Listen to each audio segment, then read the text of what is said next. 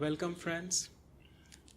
And as I shared with you that this is a series which we wanted to share with you all, the pearls of wisdom from these great masters, those who have spoken on health, and there are many such pearls of wisdom in different books, starting from Autobiography of a Yogi, or whether it is Raja Yoga by Swami Kriyananda, and so on.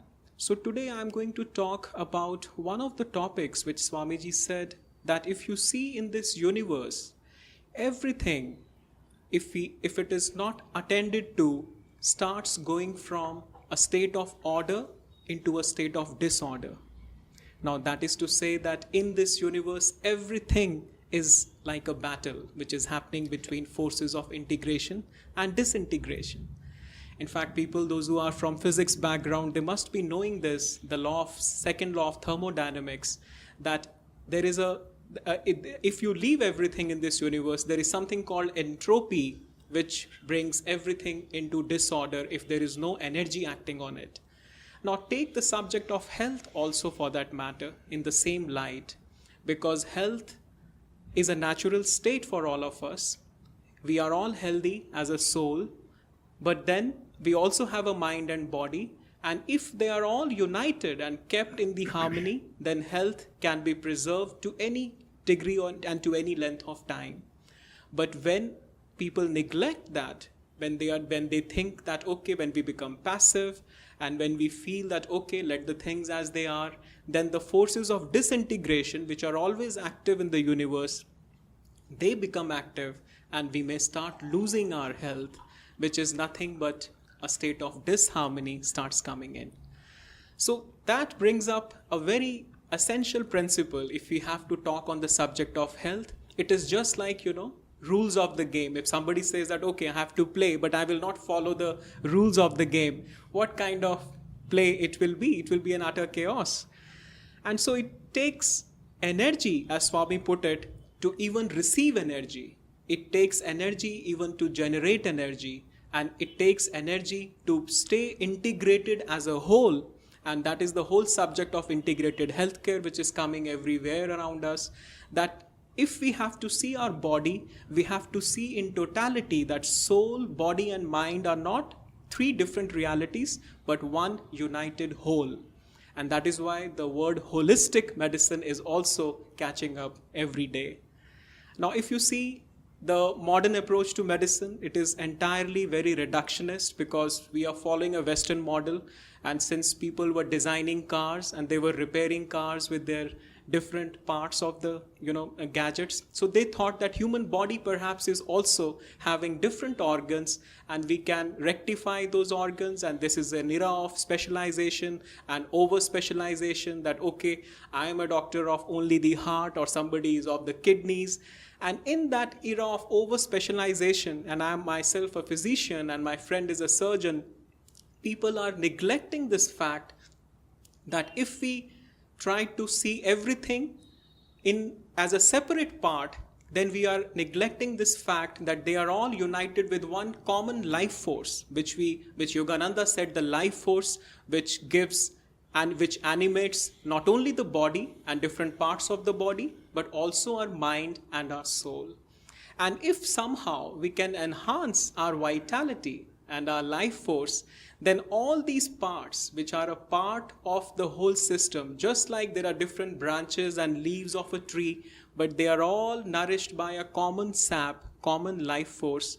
If we can enhance our life force and vitality, then we can nourish each individual organ of the body, and rather we are giving time to let it go through a process of self-repair, and there is no need to actually see that part as a separate reality.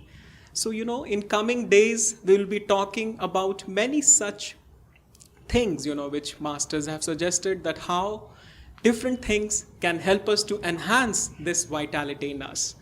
And if I tell you some of these things, one of the subtlest things which are not being properly utilized these days is the power of sun rays. And I was reading in this book on Raja Yoga that if, let us say, you wake up in the morning and you just face the morning sun, and feel that sun rays are touching at your forehead, and you are very focused. You can even close your eyes and try to feel that the warm sun rays are recharging your forehead. Now in yoga science we say that this is the master chakra, or this is the Agya chakra or spiritual eye. And if we can receive the sun's energy through this chakra in the morning, which Swamiji suggested, you will feel that your whole body gets the energy. You can recharge your body in just a matter of few minutes. And during that time, you can also keep your palms open and try to feel the warm sun rays touching your palms. Not only, don't be passive in that process, because remember that passivity is a call for letting things go into disintegration. So if you are active during that moment, just a few minutes of this exercise, you will see that you will be able to integrate yourself, and you will be able to receive a lot of energy into yourself. So with that simple thing, now I will request my friend to share something which will help us to enhance this vitality. He'll be talking about one of the quotes of Swami. Let us listen to him. Well, thank you, Amar. I remember, friends, little bit tied to what Dr. Amar was sharing some years ago. When people would come with a cough, cold, sore throat, I would prescribe over and above gargling with salt water, whatever antibiotics or medicines they needed. Sometimes in the very top, I would write sun gargling twice a day. Till another colleague called me once and said, I'm seeing this repeatedly on your prescription. What on earth is sun gargling? And I asked him amusingly, I said, don't you know about sun gargling? He said, not at all, no. I said, it's simply keeping the mouth and nostrils, if you can, open to the sun's rays just for like 2 minutes. Now, this recommendation also came from Yogananda ji, and over the years I have seen sharing this with, actually one of the memories that comes right away is of a pediatrician whose son was not getting well for many weeks, was having this flu or the sore throat that was not going for a long time. Actually, I remember clearly she said, it's been 20 days, I've tried all medicines, and we just happened to be discussing that, and I said, hey, why don't you try sun gargling? And she called me right away by the end of the next day, and she said it has improved. And what Yogananda ji said over there was, simply as the sun rays are slanting, so you can do this at about, let's say 9 a.m. to 11, just open the mouth and allow the sun rays to fall at the back of the throat, so you're able to feel the warmth. Likewise in the nose, and then you can do the same thing in the evening. And he said it instantly kills all the germs over there, because sun rays have that power. So again, a very simple technique Amar gave through Kriyananda ji's teachings, that let the sun rays fall at the point between the two eyebrows, receive it, feel it is nourishing you. And as we all know, health has many, you might say it has a mental component. If the mind says, no, I'm feeling this, I would like to benefit more from this, then we do derive more, and we all know that. So until this morning, I had thought I will be sharing from another book called Secrets of Radiant Health.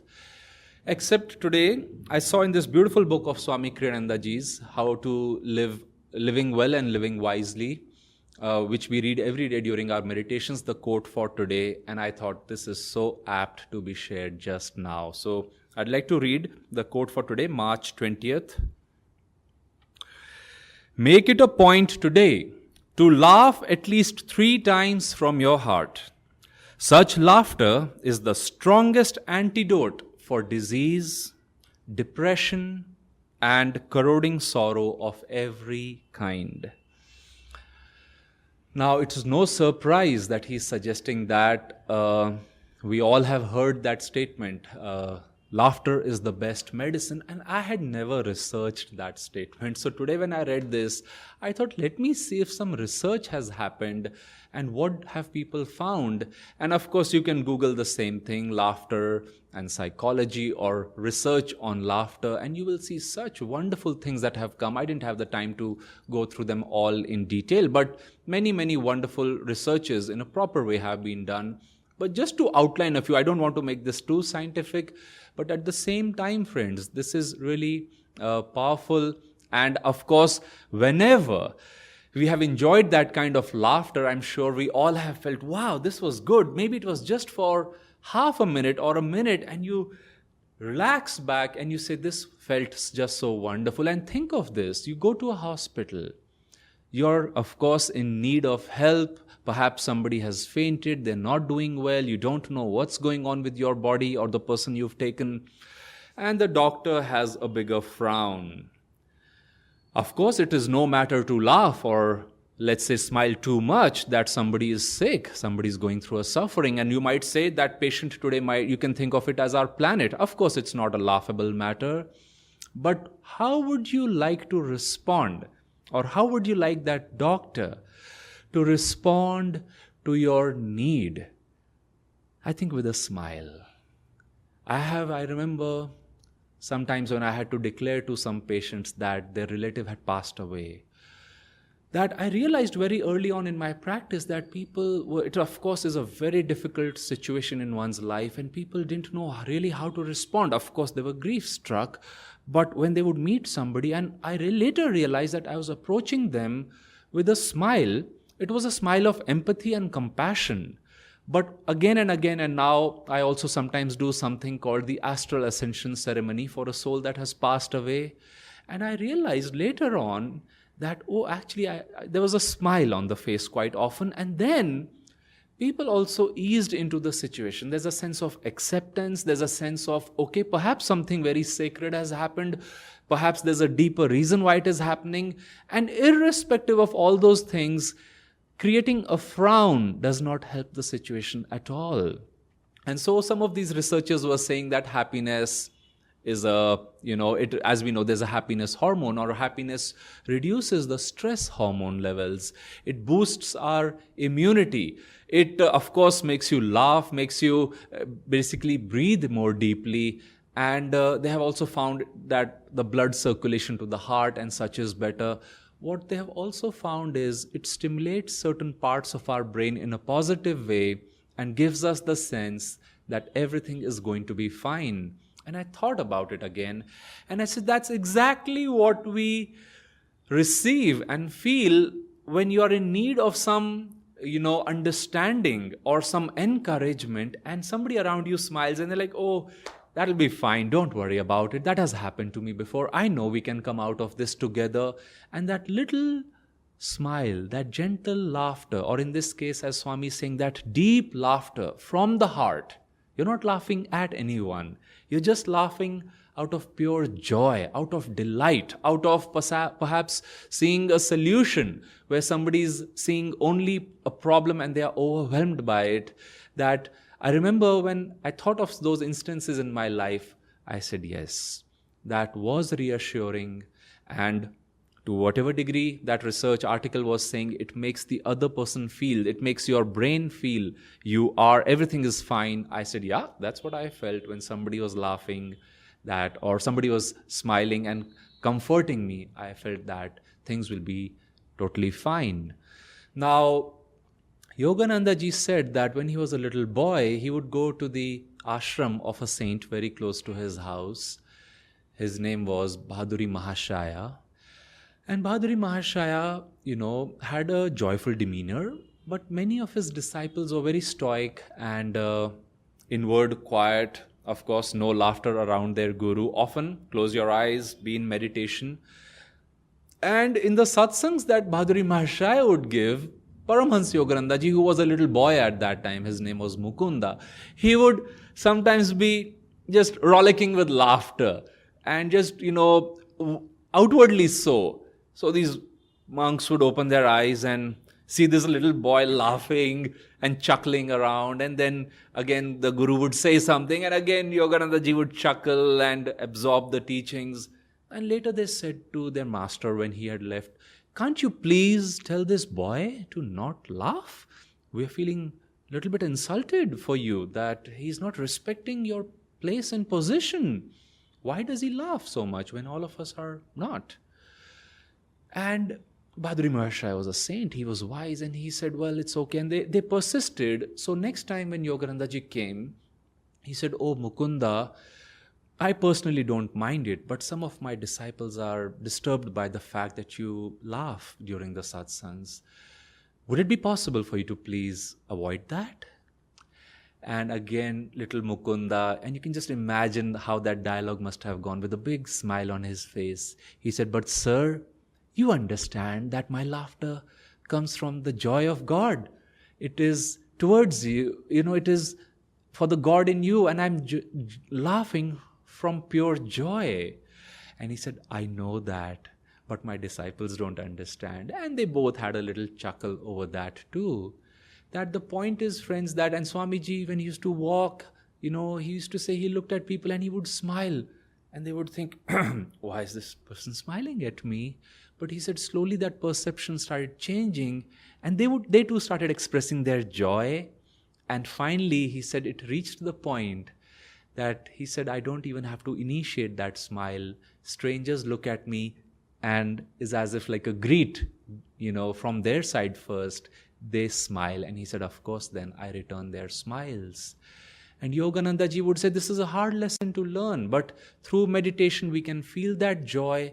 And on one level you might say that is what you're expressing. On the other hand, if we are not feeling that joy and we are not feeling too much of a reason to smile, Yoganandaji would not let us off the hook. He said, stand in front of a mirror, push your cheeks up and keep looking at yourself till you can start to laugh and smile. And he said it is that important. That again, is it not true for millions of people that they just carry those lines of sorrow on their forehead and frowns, persistent frowns on the face, as if saying, well, what's there to laugh or smile about in life, to be joyful about? But just like Amar said, at the heart of the teachings of health is the fact that we are souls. And nothing can really touch us. To experience that, we need to meditate and we need to express that joy. And here's another important thing for these times, friends. How long can you serve somebody totally selflessly? How long can you pray for others? Or let's say you're a healthcare worker, you have to show up. And Amar is, he shows up every day in the emergency helping people. How long can you do that? Only to the degree that your heart is filled with love and you are filled with joy. Think of Mother Teresa. Think of any great person who has served. Saint Francis's life was like that. But what really happens, Paramahansa Yoganandaji explained. He said, when we inwardly feel joy through meditation, through seva, through naturally also some days you just feel so joyful. For being alive, you feel grateful and you're joyful. He said, when that joy moves out of you, it becomes love, selfless love, impersonal. You're not thinking of yourself. And he says that love seeks to serve. And that service brings more joy to others and to yourself. So again, joy becomes love. Love propels us to serve selflessly. And that is so, people say, oh, thank you so much for serving me. And you say, oh no, like Swami Vivekananda said, during that great famine that had come and he was serving people night and day. And people were thanking him because he and other monks were there at their deathbed trying to help them in every possible way. And those famous lines came from him. He says, oh, I should be the one thanking you for giving me an opportunity to serve. That is the gratitude we feel. And I'd like to close with this quote of Paramahansa Yogananda from his poem Samadhi. A tiny bubble of laughter, I am become the sea of mirth itself. So let's approach our tests and challenges with that joy. God bless you.